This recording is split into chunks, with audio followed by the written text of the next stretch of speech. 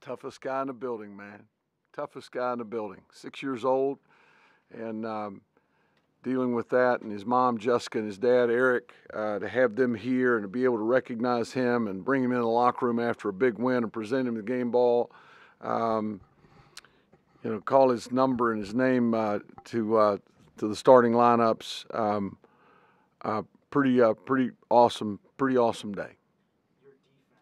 Terrific. Yeah. Like Lazewski from Notre Dame, like Vanderplas from Virginia. We're doing it at a different time with Vanderplas. A lot of late clock stuff. He wants to slide up in and get out of it, and he's really good at it. Henson's over the entire clock. And, man, he's a good player, David. He's had a really good year. There's some heartburn. That's Mutt's on. I'm not worried about Mutts. Mutts can guard anything, but that's Padula on Henson.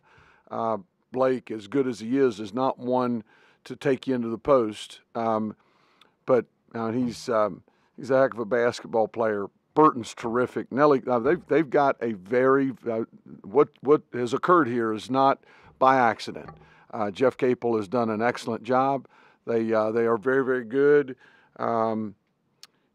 Great day for the Hokies. David Teal. Speaking of good basketball players, no one scored more points in ACC games this season than Greg Basile. I didn't know that. How would you hit 4 threes today? Just his impact on your offense? Significant with his ability to shoot. The 5 first-half turnovers was atrocious. He recognized that. He's really a smart basketball player. He had 0 rebounds at the half.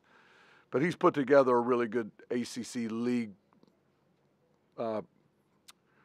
level of play for us. And, David, I've said to others, he's gotten better here. There's been a real uptick over the last 2.5, 3 weeks, maybe a month. Just kind of hit his stride a little bit and playing really good basketball. Proud of him. 22 today. Holy cow. That ability to take that post player. I was a little surprised they guarded Federico on Grant. But I can certainly understand why Mutts' ability to drive it by Federico, who's a very good player. His ball screen, his feet in those ball screens is quite impressive. I was hoping that we might be able to get a couple of illegal screen calls, and we did. Maybe we were begging for a couple. He affects the game in a great way for the Panthers. Mike, you were not happy with your defense in Atlanta. This time you held them with 3 3-pointers. Where does what improvement did you see? I don't know, Mark. I don't know. I just got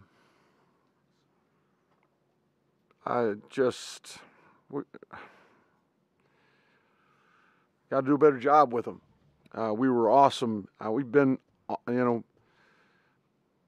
a correlation between playing great defense and rebounding and winning, and the same thing. You don't guard and you don't rebound. I make it awfully hard on yourself. We were outstanding in here against Virginia. Pittsburgh is, they're fierce offensively. They're fierce on both ends. But for the reasons I've already covered with you, we were just so dynamic today and so connected, and our transition defense was on point, and just a pleasure to watch. And that's it. Now let's come back after 2 days of practice and do it against Miami, who's had a bunch of really, really good players too. So I can't pinpoint it. I need to do a better job with them. Does it make you scratch your head? I mean, you guys have been good enough to beat Virginia, Pittsburgh, UNC, and Duke, and yet the same team has lost twice to BC and lost to Atlanta. It's been an interesting year, but I think we've got a lot more to look forward to. I really do.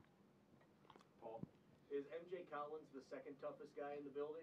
He bounced on that foul in the second. He falls like a sack of potatoes. He doesn't get, that'd kill you. Yeah, oh yeah. It'd kill me. I'm dead. I'm dead. Yeah. All right?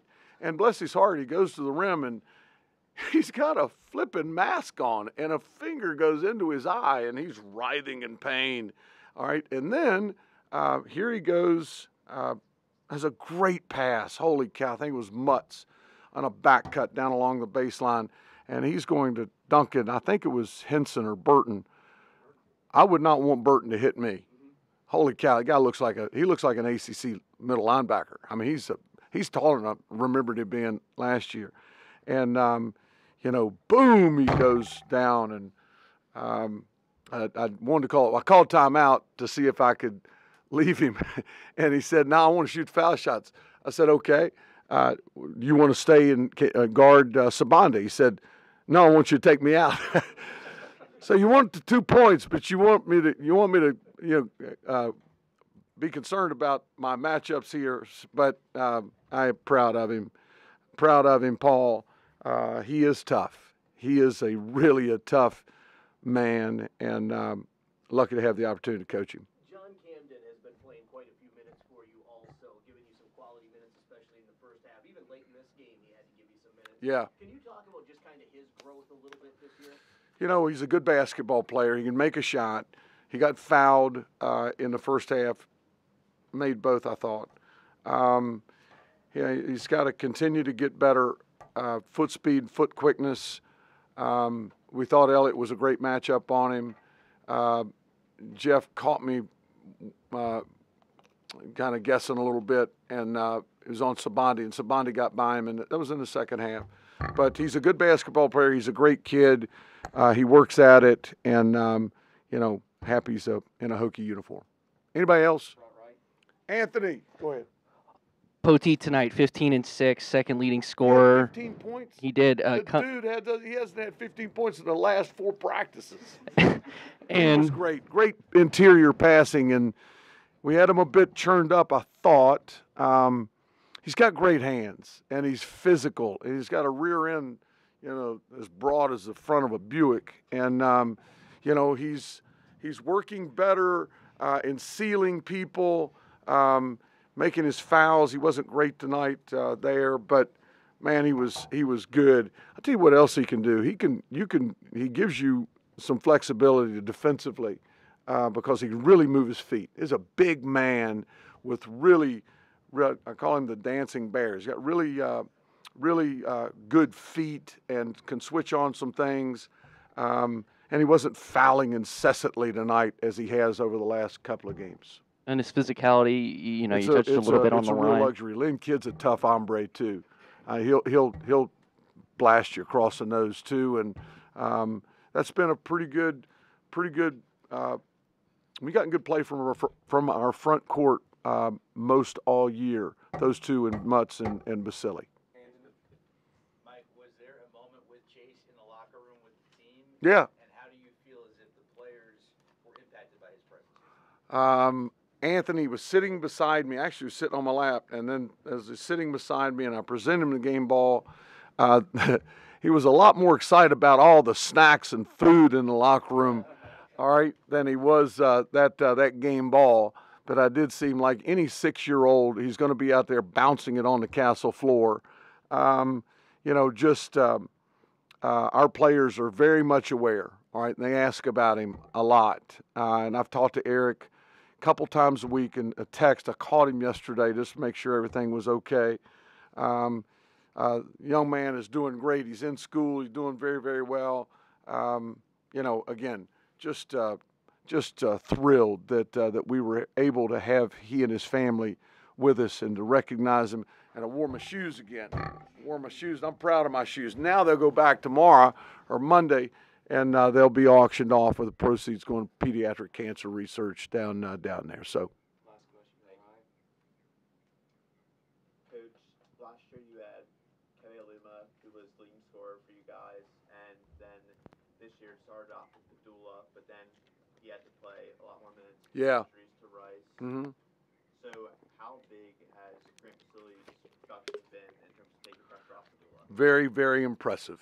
All right. And as I said, I mean, he's had a good year for us over the last 2.5, 3 weeks, month. He's really found his groove offensively, and he was good tonight defensively. Not that Federico is a scoring threat. He's a great roller and has good hands and can catch it, but being connected on in transition with all those myriad of ball screens is a big deal. I am proud of Grant Basili and thrilled to have the opportunity to coach him. He's really good. Pleasure, everybody. Have a nice day. Safe travels home.